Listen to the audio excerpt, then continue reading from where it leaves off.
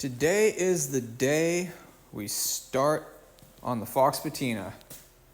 So, cowl completely primed out. And both fenders completely primed out. As smooth as I really want them to be. So I'll start going over all the steps for how I like to do this. So since this car was obviously done in primer steps, and it's been in steps of what looks like there's some black primer here along tail section, and as you can see, we've got a lot of brown primer coming through, as well as a lot of, well, brown stained rust. So what I've done is, since everything's in black, I used a silver Sharpie. You go along, and if you see any visible low spots from like pitting or things like that, circle them out.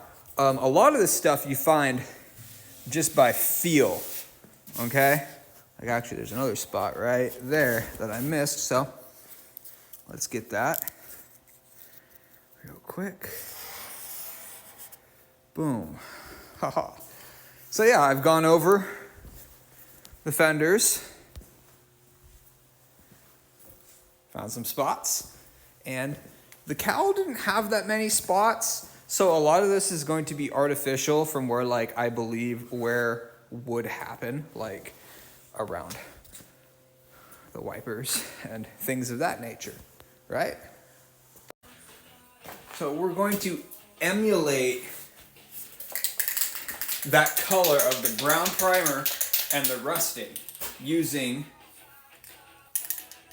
a satin finished brown. This is just regular old spray paint.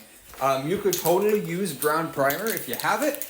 I ran out and I have, for whatever reason, an abundance of gloss and satin brown spray paint. So that's what we're gonna do, okay? Now if you can, use a can with a fan tip. It's gonna give you a lot better results. But as you can see, I just went over this, so the glossiness will fade. You don't need to go gung-ho. Don't pile it up. Try not to leave any runs, obviously. And it's a really good idea to go over any hard body lines you have. Like I went over the very, very back of the cowling, and I went over the edge here really lightly. Just because those are spots that you might wear thin when you get the final primer on and go over everything. Same with the fenders, you know, try to go over the outer edge really lightly. If you have hard body lines like these fenders do, go over the hard body lines just lightly, because if you wear through the primer, you'll get a little bit of browning coming through, which is what you want. Again, don't go crazy with the paint.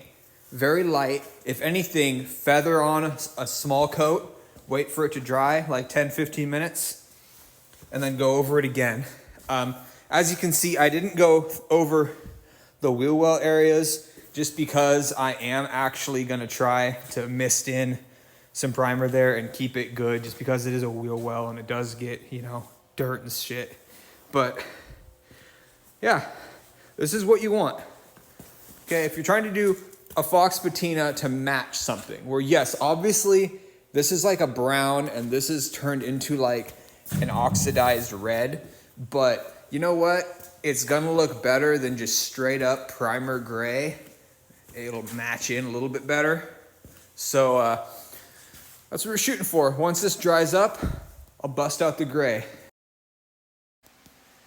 Great, and here we are. Got a complete coat of gray laid down. Keep in mind, this is one coat. I am going to do a second coat.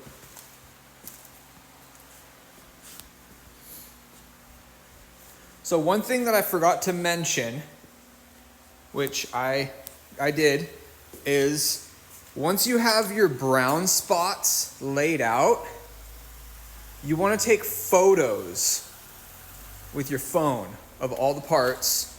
That way you have a reference to where the brown is. That's something I learned doing a Faux patina on my Volkswagen, and it was very, very helpful. Like I said, I need to do a second coat. I'm gonna wait until this completely cures up and dries and put these next to the car to see how well the gray matches. When I first laid it down, it looked really, really light, but now that it's drying, the gray seems to actually be darkening and coming out better. So I'll probably use the same brand and same color for the second coat, but if it looks too light, I will change it up. And if you're curious, this is the gray that I used. I still have a little bit of a can left. This did both fenders. I had a little bit of a can that was almost dead that I used for the cowl piece. So, and also, don't do what I'm doing here. It's like 11 degrees, so I have no choice. But yeah, don't do this, because if you leave them unmonitored, the cans will explode and possibly burn your house down like it did to my friend. So this is where I'm going to leave this video. I'm not going to do a video of the second coat simply because it's not going to matter at all. The next video I do, these will all be cured, dried, ready to go, and we will start doing the weathering and getting this Faux patina really showing through. So if you like the content for the 69 Firebird, or you just like learning about how to do this kind of patina work, or you just dig the page, please consider following. If you have any questions, put them down in the comments. I do answer every comment that I get. So yeah, your support is much appreciated, and thank you. See you in the next one.